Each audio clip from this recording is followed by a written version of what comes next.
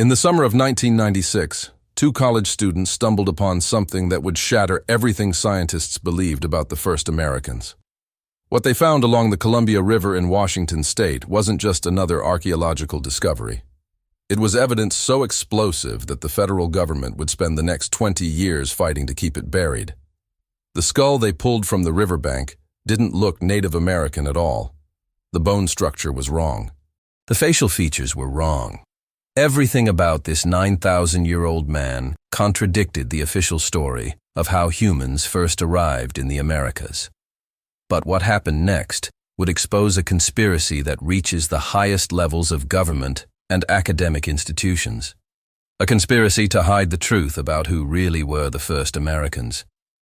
Dr. James Chatters, the forensic anthropologist called to examine the remains, knew immediately he was looking at something extraordinary. The skull's long, narrow face and prominent nose were unlike any Native American remains he'd ever studied.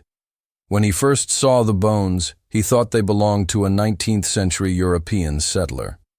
Then came the radiocarbon dating results that changed everything. The bones were 9,340 years old. This wasn't a lost pioneer. This was one of the oldest and most complete skeletons ever found in North America, and it looked European. Within hours of the dating results being released, federal agents descended on the discovery site. The Army Corps of Engineers, claiming jurisdiction over the land, seized all the remains. They declared the area off-limits and began dumping tons of rock and dirt over the discovery site, burying any additional evidence that might exist. But Dr. Chatters had already seen enough to know this discovery would rewrite history books. The Kennewick Man, as he came to be known, stood nearly 6 feet tall with a powerful, athletic build. His skull showed evidence of a hard life, healed fractures, arthritis, and a spear point embedded in his hip bone. This was a warrior who had lived and died in ancient America, but his ancestry appeared to trace back to Europe, not Asia. The implications were staggering. If Europeans had reached the Americas 9,000 years ago, thousands of years before Columbus, it would destroy the accepted narrative of Native American origins. It would challenge land claims, sovereignty arguments, and the entire foundation of how we understand the peopling of the Americas. The government's response was swift and decisive. They invoked the Native American Graves Protection and Repatriation Act, claiming the remains belonged to local tribes and must be reburied immediately. No further study would be allowed. The case was closed. But 8 scientists refused to let the truth be buried. Led by anthropologist Robson Bonnickson, they filed a federal lawsuit demanding the right to study the remains. What followed was a legal battle that would last nearly 2 decades and expose the lengths to which institutions will go to suppress inconvenient evidence. The scientists weren't asking to keep the bones. They simply wanted to study them, to understand what this ancient man could tell us about the earliest Americans. But powerful forces were determined to stop them. During the court proceedings, shocking details emerged about how the government had handled the discovery. The original burial site had been intentionally destroyed. Crucial bone fragments had gone missing from storage. Chain of custody had been broken multiple times. It was as if someone was systematically eliminating evidence. Dr. Chatters testified about the pressure he faced to change his findings. Phone calls from Washington, visits from federal officials. His funding threatened, his reputation attacked. The message was clear: conform to the official narrative or face the consequences. The tribal representatives claimed the bones belonged to their ancestors and demanded immediate reburial. But privately, some tribal members expressed doubts. The remains didn't match their oral histories or traditional knowledge about their origins. This man was different, foreign, from somewhere else entirely. As the legal battle dragged on, more evidence began surfacing that supported the scientists' claims. Other ancient remains with similar European features had been found across North America, but most had been quickly reburied before proper study could be conducted. A pattern was emerging of systematic suppression. The Kennewick Man case became a symbol of the conflict between scientific inquiry and political correctness. Here was physical evidence that could revolutionize our understanding of human migration, but it was being buried to protect contemporary political interests. In 2004, after 8 years of legal warfare, a federal judge finally ruled in favor of the scientists. The remains were not demonstrably related to any existing tribe and could be studied. But the victory was Pyrrhic. The bones had been stored improperly for years. Crucial DNA had degraded. Much of what they might have revealed was lost forever. When scientists finally gained access to the remains, their initial findings were even more shocking than expected. Advanced CT scans revealed details about the man's life that painted a picture of ancient America unlike anything in the textbooks. The embedded spear point in his pelvis wasn't made from local materials. Its composition suggested trade networks or migration patterns that weren't supposed to exist 9,000 years ago. His teeth showed wear patterns consistent with a marine diet, despite being found hundreds of miles inland. His bone chemistry revealed a life spent traveling vast distances across the continent. But the most explosive discovery was yet to come. When geneticists finally extracted usable DNA from the remains in 2015, the results would ignite a new controversy that continues today. The genetic analysis revealed that Kennewick Man was indeed related to modern Native American populations, but his lineage represented an ancient founding population that was genetically distinct from later arrivals. He belonged to a group that had been largely replaced or absorbed by subsequent migrations. This finding raised even more disturbing questions. If Kennewick Man represented an earlier population, what happened to his people? Where did they come from, and why had their existence been hidden for so long? The answer would lead scientists down a rabbit hole of suppressed research, buried evidence, and academic careers destroyed for asking the wrong questions. Because Kennewick Man wasn't alone. He was part of a larger pattern of evidence that suggested the story of human migration to the Americas was far more complex and controversial than anyone wanted to admit. What scientists were discovering would challenge not just academic theories, but the very foundation of how we understand the relationship between science, politics, and truth in modern America. The Kennewick Man was just the beginning. The Kennewick Man discovery was just the tip of the iceberg. Across the Atlantic, archaeologists had been quietly documenting evidence that would make the government's cover-up look even more sinister. Evidence that Europeans didn't just arrive in America 9,000 years ago, they may have been here for over 20,000 years. Dr. Dennis Stanford had spent decades studying the sophisticated stone tools of the Solutrean culture in France and Spain. These Ice Age Europeans, who lived between 25,000 and 15,000 years ago, created some of the most advanced projectile points ever discovered. Their napping techniques were so refined that modern archaeologists struggle to replicate them. But in 1999, Stanford made a discovery that would change everything. While examining Clovis points, the distinctive spear tips supposedly created by the first Americans 13,000 years ago, he noticed something impossible. The napping techniques were identical to Solutrean methods from Ice Age Europe. Not similar, identical. The implications were staggering. If Clovis technology came from Europe, not Asia, then everything we'd been taught about Native American origins was wrong. The Bering Land Bridge theory, the foundation of American archaeology for over a century, would crumble. Stanford knew he was walking into a minefield. The academic establishment had built entire careers on the Asian migration theory. Suggesting that Europeans were the first Americans would trigger a firestorm that could destroy his reputation. But the evidence was undeniable. Working with colleague Dr. Bruce Bradley, Stanford began documenting the connections between Solutrean and Clovis technologies. The similarities weren't just superficial. Both cultures used identical pressure flaking techniques to create their distinctive fluted points. Both employed the same methods for hafting spear tips to wooden shafts. Both even used similar organic adhesives to secure the bindings. The probability of these techniques developing independently on opposite sides of the Atlantic was essentially zero. Someone had carried this knowledge from Europe to America during the Ice Age. But how was that possible? 20,000 years ago, massive ice sheets covered much of the North Atlantic. The ocean between Europe and America was a frozen wasteland that no human could possibly cross. Or so everyone thought. Stanford's research revealed that Ice Age Europeans were far more sophisticated than previously believed. The Solutrean people weren't primitive hunter-gatherers cowering in caves. They were master mariners who had developed advanced boat-building techniques specifically designed for navigating icy waters. Archaeological sites along the Atlantic coast of France and Spain revealed evidence of intensive seal hunting, deep-sea fishing, and long-distance maritime trade. These people had spent thousands of years perfecting the skills needed to survive and travel in Arctic conditions. Most shocking of all, Stanford discovered that the edge of the Atlantic ice sheet during the last glacial maximum created a perfect highway from Europe to America. The ice margin, rich with seals, fish, and seabirds, provided a continuous food source for anyone brave enough to follow it westward.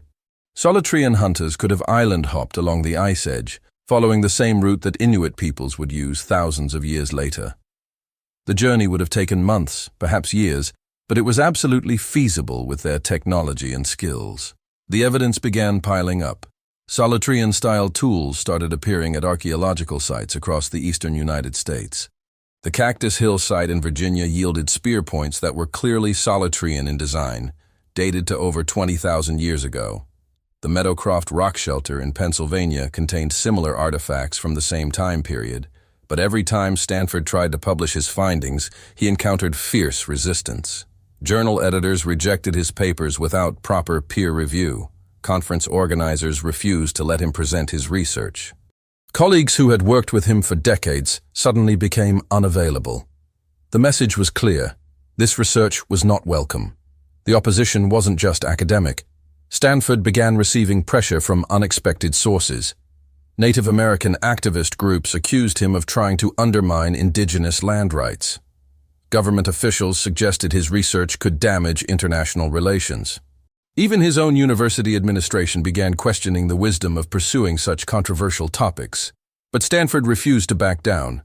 In 2012, he and Bradley published Across Atlantic Ice, a comprehensive book documenting their evidence for pre-Columbian European contact. The academic response was swift and vicious. Critics attacked every aspect of their work. They claimed the tool similarities were coincidental. They argued that Ice Age maritime travel was impossible. They dismissed the dating of controversial sites. But notably, none of the critics could explain away the most damning evidence of all, the genetic evidence.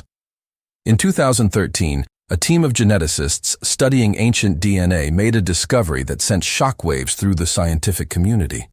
They found European genetic markers in the remains of Native Americans who died thousands of years before Columbus was born.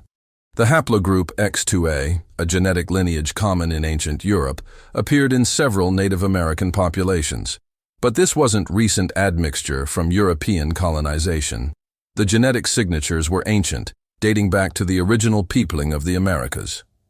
Even more disturbing, the distribution of X2A in Native American populations matched exactly with the locations where Solutrean-style tools had been found. The genetic and archaeological evidence were telling the same story. The establishment's response was predictable. They claimed the European DNA must have come from a different source, perhaps ancient Siberians who had European ancestry. Maybe contamination in the laboratory. Anything but direct European migration to Ice Age America. But the evidence kept mounting. In 2014, the complete genome of a 12,000-year-old infant from Montana revealed even more European genetic markers. The child, known as Anzic I, belonged to the Clovis culture, the very people who supposedly represented the first Americans from Asia. How could the first Asian immigrants to America carry European DNA? The answer was becoming impossible to ignore. The Clovis people weren't pure Asian immigrants. They were the descendants of multiple founding populations, including Europeans who had arrived thousands of years earlier. Stanford's Solutrean hypothesis was no longer just about stone tools. It was about the fundamental nature of human migration and the complex genetic heritage of Native American peoples. And powerful forces were determined to keep this truth buried. The suppression of Solutrean research revealed something disturbing about modern science. When evidence contradicts established narratives, especially those with political implications, the scientific method itself can be corrupted. Peer review becomes censorship. Academic debate becomes character assassination. But the truth has a way of surfacing. As more ancient DNA studies are conducted, as more archaeological sites are excavated, The evidence for pre-Columbian European contact continues to grow. The Solutrean connection can no longer be dismissed as fringe theory. The question is no longer whether Europeans reached America before Columbus. The question is why this evidence has been suppressed for so long, and what other truths about human migration are still being hidden. The Kennewick Man and the Solutrean connection were just the beginning. Across the Americas, from Chile to Alaska, archaeological sites were yielding evidence that would shatter every assumption about the peopling of the New World. But uncovering these truths would require confronting an establishment that had too much invested in the old stories to let them go without a fight. While American archaeologists were fighting over Kennewick Man and Solutrean connections, a quiet revolution was taking place in the rainforests of southern Chile. At a site called Monte Verde, evidence was emerging that would completely destroy the timeline of human arrival in the Americas. Evidence so shocking that the archaeological establishment would spend 20 years trying to discredit it. Dr. Tom Dillehay had been excavating Monte Verde since 1977, but what he found there defied everything archaeologists thought they knew about the first Americans. The site contained clear evidence of human occupation dating back 14,800 years. More than 1,000 years before the supposed arrival of Clovis people via the Bering Land Bridge. But the implications went far deeper than just pushing back dates. If people were living in southern Chile 14,800 years ago, they must have arrived in North America much earlier, perhaps 20,000 years ago or more. The entire foundation of American archaeology was crumbling. The Monte Verde site was unlike anything archaeologists had ever seen. Preserved in an oxygen-free peat bog, the settlement contained not just stone tools, but organic materials that normally decay within decades.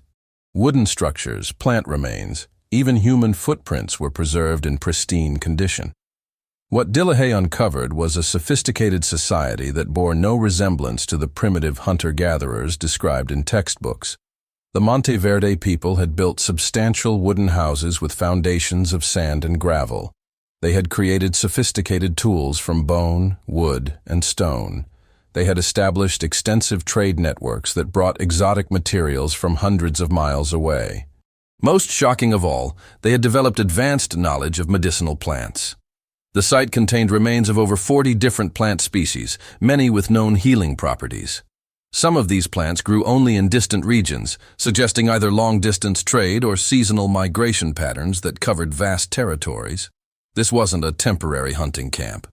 This was evidence of a complex, settled society that had been thriving in South America for thousands of years before the supposed first Americans even crossed the Bering Land Bridge. But when Dillehay tried to publish his findings, he encountered the same wall of resistance that had confronted Stanford and other researchers challenging orthodox theories. Journal editors rejected his papers. Conference organizers excluded his presentations. Colleagues who had once respected his work began questioning his competence. The attacks were particularly vicious because Monte Verde threatened more than just academic theories. If humans had been in the Americas for 15,000 years or more, it would revolutionize our understanding of human migration, climate adaptation, and technological development. It would also raise uncomfortable questions about what other evidence had been ignored or suppressed. Dr.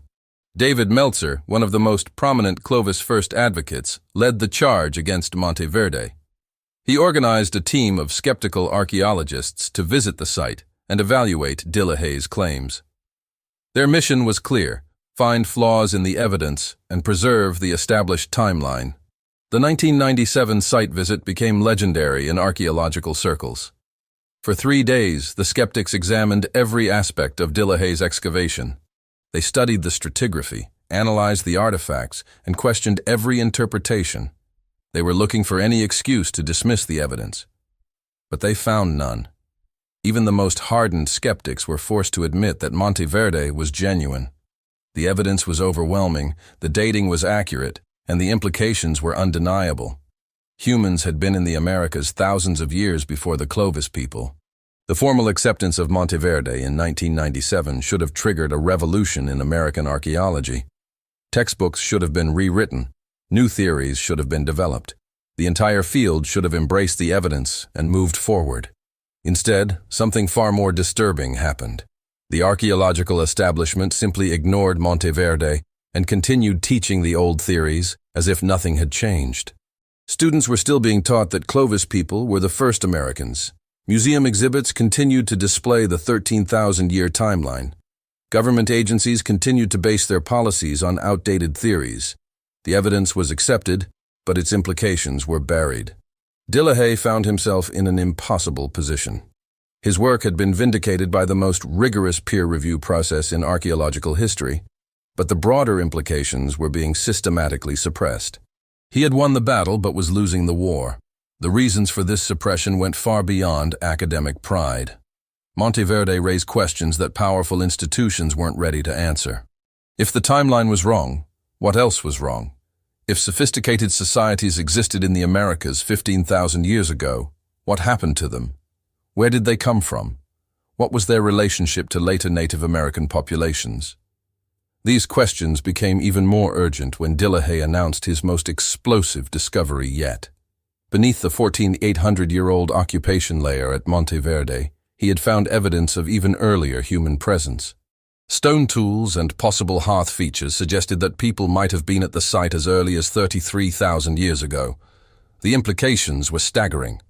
If humans had been in South America 33,000 years ago, they must have left Africa and Asia much earlier than anyone imagined. The entire timeline of human migration out of Africa would need to be reconsidered. But this time, the archaeological establishment didn't even pretend to take the evidence seriously. The deeper Monte Verde layers were dismissed without proper evaluation. The artifacts were explained away as natural formations. The dating was questioned without adequate testing. The message was clear. Some truths were too dangerous to acknowledge. The suppression of Monte Verde's deeper layers revealed the extent to which modern archaeology had become corrupted by institutional bias. When evidence supported established theories, it was embraced without question. When it challenged those theories, it was buried regardless of its quality. But Delahaye wasn't the only researcher finding evidence of extreme antiquity in the Americas. Across South America, archaeological sites were yielding dates that pushed human presence back tens of thousands of years. The Pedra Furada site in Brazil contained rock art and stone tools dating back 32,000 years. The Topper site in South Carolina yielded artifacts that might be 50,000 years old. The Calico site in California produced evidence of human activity from 200,000 years ago. Each of these sites was dismissed by the establishment using the same tactics employed against Monte Verde. The dating was questioned. The artifacts were reinterpreted as natural phenomena. The researchers were marginalized and their careers destroyed. A pattern was emerging that went far beyond normal scientific skepticism. Evidence that challenged fundamental assumptions about human history was being systematically suppressed, regardless of its quality or the credentials of the researchers who discovered it. The Monte Verde case study revealed how scientific institutions could become obstacles to scientific progress. When paradigms become entrenched, when careers are built on particular theories, when political considerations override empirical evidence, the scientific method itself becomes corrupted. But the truth has a way of surfacing. As more sites are excavated, as dating techniques improve, as new generations of researchers ask different questions, the evidence for extreme human antiquity in the Americas continues to mount. Monte Verde was just the beginning. Across the Americas, from Alaska to Argentina, archaeological sites are yielding evidence that humans arrived much earlier than anyone imagined. The question is no longer whether the timeline is wrong. The question is how wrong it is, and why the truth has been hidden for so long. The destruction of the Clovis first timeline at Monte Verde opened the door to even more radical possibilities. If humans could reach South America 15,000 years ago, if they could develop sophisticated societies and extensive trade networks, if they could adapt to diverse environments from tropical rainforests to Arctic tundra, then perhaps the story of human migration is far more complex and ancient than anyone dared imagine. But uncovering that story would require confronting not just academic resistance, but the deeper forces that determine which truths are allowed to emerge and which are buried forever. The archaeological evidence was damning enough. Kennewick Man's European features, the Solutrean tool connections, Monte Verde's impossible timeline, Each discovery had chipped away at the official story of how humans reached the Americas. But nothing could have prepared the scientific community for what geneticists were about to reveal. In laboratories across the world, scientists were extracting DNA from ancient bones, unlocking genetic secrets that had been buried for thousands of years. What they found would not just challenge academic theories, it would expose a systematic cover-up that reached the highest levels of scientific institutions. Dr. Eske Willerslev had built his career on ancient DNA research. As director of the Center for Geogenetics at the University of Copenhagen, he had access to the most advanced genetic sequencing technology in the world. When he began analyzing DNA from ancient Native American remains, he expected to find confirmation of the standard Asian migration theory. Instead, he found evidence of a genetic conspiracy that had been hidden for decades. The first bombshell came in 2013 when Willerslev's team published the complete genome of a 24,000-year-old boy from Siberia. The Malta child, as he became known, carried genetic markers that would revolutionize understanding of human migration. His DNA showed a mixture of European and Asian ancestry that shouldn't have existed according to established theories. But the real shock came when geneticists compared the Malta child's DNA to modern Native American populations. The match was undeniable. Up to 1/3 of Native American ancestry could be traced back to this ancient European-Asian population. The implications were staggering. If Native Americans carried significant European ancestry, and if that ancestry dated back 24,000 years, then Europeans had been involved in the peopling of the Americas from the very beginning. The pure Asian migration theory was dead. But this was just the beginning of the genetic revelations that would shake the scientific world. In 2014, Willerslev's team published an even more explosive discovery.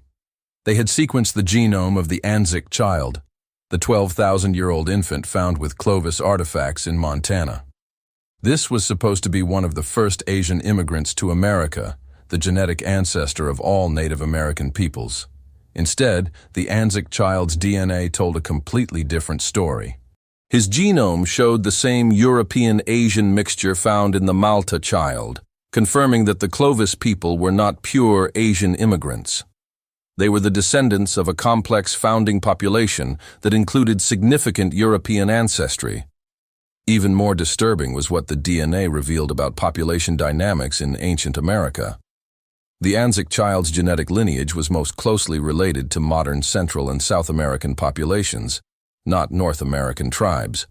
This suggested that the Clovis people had been largely replaced or absorbed by later migrations. What had happened to America's first people? Where had they gone? And why had their genetic legacy been hidden for so long? The answers would emerge from an unlikely source: the basement storage rooms of the Smithsonian Institution. For over a century, the Smithsonian had been collecting Native American remains under the guise of scientific research. Thousands of skeletons, representing dozens of ancient populations, were stored in climate-controlled facilities away from public view.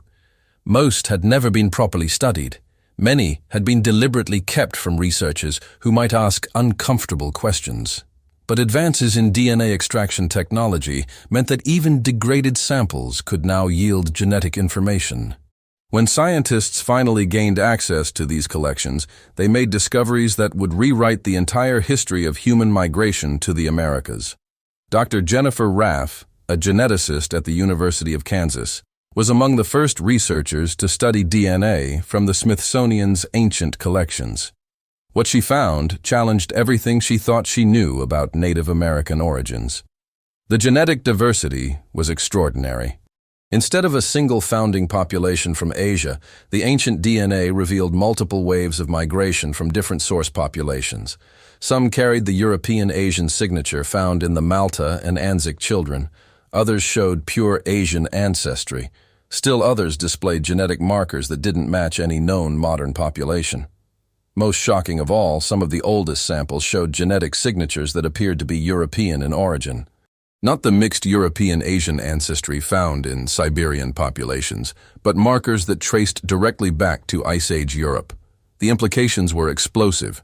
If ancient Native Americans carried direct European ancestry, it would validate the most controversial claims about pre-Columbian contact.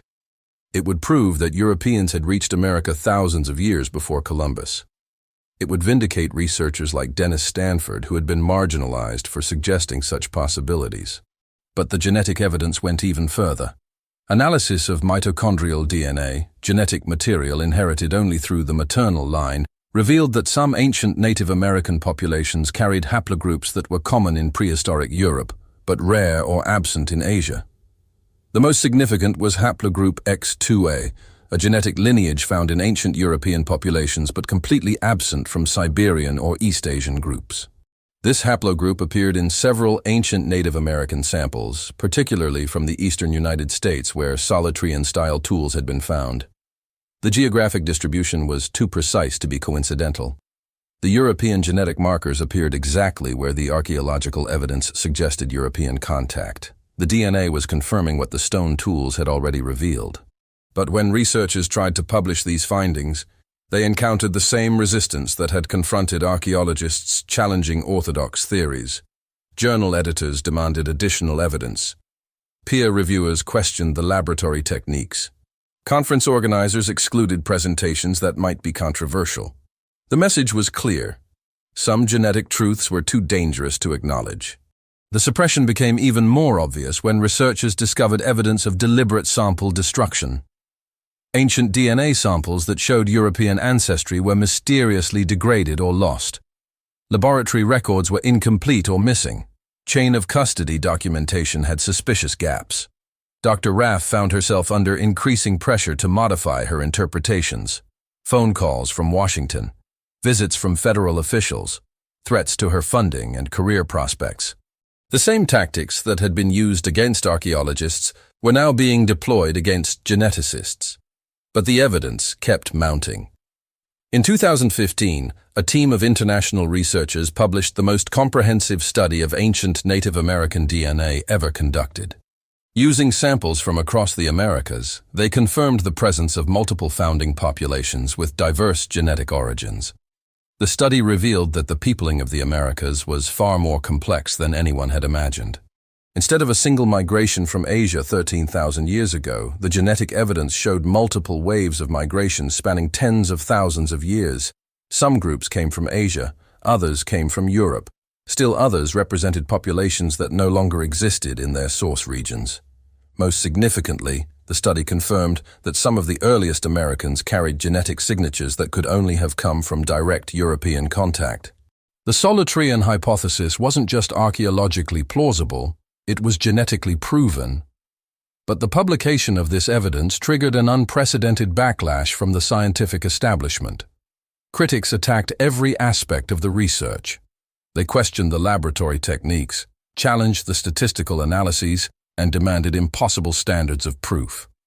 More disturbing was the personal nature of the attacks. Researchers who had published the European ancestry evidence found their careers destroyed. Funding was withdrawn, tenure was denied, international collaborations were terminated. The message was unmistakable. Scientists who revealed inconvenient genetic truths would be professionally destroyed. But the suppression efforts were ultimately futile. Genetic technology was advancing too rapidly, and too many laboratories around the world were conducting independent research. The evidence for European ancestry in ancient Native Americans was becoming impossible to hide. In 2018, the most comprehensive ancient DNA study ever conducted confirmed what researchers had been discovering for years. Native Americans descended from multiple founding populations, including groups with significant European ancestry. The pure Asian migration theory was scientifically dead, yet textbooks continued to teach the old theories. Museum exhibits continued to display outdated migration maps. Government policies continued to be based on discredited science. The genetic revolution in understanding human migration was being systematically ignored. The cover-up revealed something disturbing about modern science. When genetic evidence contradicted established narratives, especially those with political implications, the scientific method itself was corrupted. Peer review became censorship. Academic debate became character assassination. Scientific truth became a casualty of institutional politics. But the genetic evidence was too powerful to suppress forever. As more ancient DNA studies are published, As more laboratories confirm the European ancestry findings, as more researchers risk their careers to reveal the truth, the real story of human migration to the Americas is finally emerging. The genetic bombshell has exploded. The question now is whether the scientific community will have the courage to acknowledge what the DNA has revealed, or whether the cover-up will continue until a new generation of researchers finally forces the truth into the open. By 2020, the evidence was overwhelming. Kennewick Man's European features, the Solutrean tool connections, Monte Verde's impossible timeline, and the genetic bombshell of European ancestry in ancient Native Americans had shattered every assumption about the peopling of the Americas. Yet somehow, the official story remained unchanged. In classrooms across America, students were still being taught that Asian peoples were the first and only pre-Columbian inhabitants of the New World. Museum exhibits continued to display the discredited Bering Land Bridge timeline. Government policies were still based on the myth that all Native Americans descended from a single Asian migration 13,000 years ago. How was this possible? How could such overwhelming scientific evidence be ignored by the very institutions supposedly dedicated to truth and knowledge? The answer lay in a web of laws, policies, and institutional structures that had been deliberately designed to prevent certain truths from emerging. What researchers had uncovered wasn't just archaeological and genetic evidence. It was a systematic conspiracy to control the narrative of American history. The Native American Graves Protection and Repatriation Act, passed by Congress in 1990, had been presented as a humanitarian law designed to return ancestral remains to tribal communities. On the surface, it seemed reasonable. Native American bones shouldn't be stored in museum basements like trophies. Descendants had a right to bury their ancestors with dignity. But NAGPRA had a darker purpose that few understood. By requiring the immediate reburial of any remains claimed by tribal groups, the law effectively prevented scientific study of the most controversial evidence. Ancient skeletons that might challenge established narratives could be buried forever before researchers had a chance to study them. The Kennewick Man case had exposed this system in action. Despite clear evidence that the 9,000-year-old skeleton was not related to any existing tribe, federal officials had tried to use NAGPRA to force immediate reburial. Only a 20-year legal battle had prevented the destruction of crucial evidence. But Kennewick Man was just one case among thousands. Across the country, ancient remains with potentially revolutionary implications were being reburied without study. The Spirit Cave mummy in Nevada, with its European-like features and 10,000-year antiquity, was returned to tribes and buried. The Wizard's Beach Man from Nevada, dated to 9,200 years ago, met the same fate. Dozens of other ancient skeletons that might have rewritten American history were lost forever. Dr. Robson Bunnickson had documented this systematic destruction of evidence in his research. Before his death in 2004, he had identified over 100 cases where ancient remains with non-Native American features had been reburied without proper study. The pattern was unmistakable. Any evidence that challenged the official narrative was being systematically eliminated. But the suppression went far beyond NAGPRA. Federal agencies had developed sophisticated methods for controlling archaeological research and preventing unwanted discoveries from reaching the public. The Army Corps of Engineers, which controlled vast areas of federal land, routinely denied access to researchers studying controversial sites. When evidence of extreme human antiquity was discovered on federal property, the sites were often declared off-limits for environmental protection or cultural sensitivity. The areas would then be flooded, buried, or otherwise destroyed before proper excavation could be completed. The Topper site in South Carolina, which had yielded stone tools potentially 50,000 years old, was repeatedly denied federal funding for excavation. The Calico site in California, with evidence of human activity from 200,000 years ago, was dismissed without proper evaluation. The Cheruti Mastodon site, where 130,000-year-old human tool marks had been found, was attacked by establishment archaeologists before independent verification could be completed. A pattern was emerging that went beyond normal scientific skepticism. Sites that supported the established timeline received generous funding and institutional support. Sites that challenged orthodox theories were starved of resources and subjected to extraordinary scrutiny. The National Science Foundation, which controlled most archaeological research funding, had developed informal policies that effectively blacklisted researchers pursuing controversial topics. Grant applications that mentioned pre-Clovis sites, European connections, or extreme human antiquity were routinely rejected. Scientists who persisted in such research found their careers destroyed. Dr. Virginia Steen McIntyre had experienced this suppression firsthand. Her dating of the Hueyatlaco site in Mexico to 250,000 years ago had been so threatening to established theories that she was forced out of the U.S. Geological Survey. Her evidence was buried, her reputation destroyed, and her career ended for the crime of reporting accurate scientific data.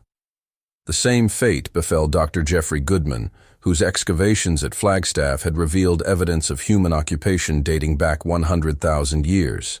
Despite rigorous scientific methodology and multiple independent confirmations of his dates, Goodman found himself excluded from academic conferences, denied publication in major journals, and eventually forced to abandon archaeological research entirely.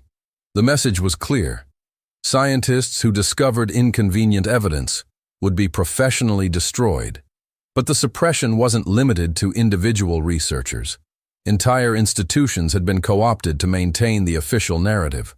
The Smithsonian Institution, supposedly America's premier scientific organization, had become a guardian of orthodox theories rather than a seeker of truth. Internal documents revealed that the Smithsonian had developed policies specifically designed to prevent controversial discoveries from reaching the public. Ancient remains that showed non-Native American features were quietly stored away from researchers. Artifacts that suggested extreme human antiquity were reclassified or lost. Dating results that challenged established timelines were suppressed or explained away. The institution that should have been leading the search for truth about human origins had become an obstacle to scientific progress. The academic journal system had been similarly corrupted. Peer review, supposedly designed to ensure scientific quality, had become a tool for enforcing ideological conformity. Papers that challenged established theories faced extraordinary scrutiny, while those that supported orthodox views were published with minimal review. Dr. Michael Cremo had documented this bias in his research on forbidden archaeology. His attempts to publish evidence of extreme human antiquity were met with rejection after rejection, not because of scientific flaws, but because the implications were too threatening to established paradigms. Journal editors admitted privately that certain topics were simply unpublishable, regardless of the quality of evidence. The scientific method had been corrupted by institutional politics. The suppression extended to educational institutions as well. Universities that employed researchers studying controversial topics found their federal funding threatened. Departments that taught alternative theories about human origins were subjected to administrative pressure. Students who pursued thesis topics challenging orthodox views were discouraged or prevented from graduating. The entire educational system had been structured to perpetuate false narratives about American history.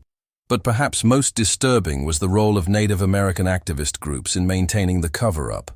While many tribal members genuinely believed they were protecting their ancestors, others were being manipulated by forces with different agendas. The same federal agencies that controlled archaeological research also provided millions of dollars in funding to tribal organizations. This money came with implicit conditions: support the official narrative, oppose controversial research, and use NAGPRA to prevent unwanted discoveries from being studied. Tribal leaders who questioned this system found their funding threatened. Those who cooperated were rewarded with increased support. The result was a network of Native American organizations that served as enforcers of the official story, even when that story contradicted their own oral traditions and genetic heritage. Some tribal elders privately acknowledged that the ancient remains being reburied didn't match their traditional knowledge about their ancestors. The bones were too old, the features too different, the burial practices too foreign. But they were pressured to claim them anyway, to prevent scientific study that might reveal inconvenient truths. The system had created a perfect storm of suppression. Federal laws prevented study of controversial remains. Government agencies controlled access to archaeological sites. Academic institutions punished researchers who challenged orthodox theories. Native American groups were co-opted to serve as enforcers. The entire scientific establishment had been corrupted to maintain false narratives about American history. But why? What was so threatening about the truth that such an elaborate system of suppression had been created? The answer lay in the implications of the evidence that was being hidden. If Europeans had reached America thousands of years before Columbus, it would challenge Native American land claims based on first arrival arguments. If multiple populations had founded the Americas, it would complicate sovereignty issues and treaty rights. If the timeline of human presence was far longer than claimed, it would raise questions about which groups had legitimate claims to ancestral territories. The suppression wasn't about protecting Native American interests. It was about protecting the legal and political structures that had been built on false historical narratives. But the cover-up was ultimately doomed to fail. Genetic technology was advancing too rapidly. International researchers were conducting independent studies. New generations of scientists were asking different questions. The truth about human migration to the Americas was becoming impossible to hide. The question was no longer whether the cover-up would be exposed, but when. And what would happen to the institutions that had spent decades suppressing scientific truth when their deception was finally revealed to the world? The modern cover-up had succeeded for decades in hiding the real story of America's first peoples. But truth has a way of surfacing, and the evidence was becoming too overwhelming to suppress forever. The reckoning was coming.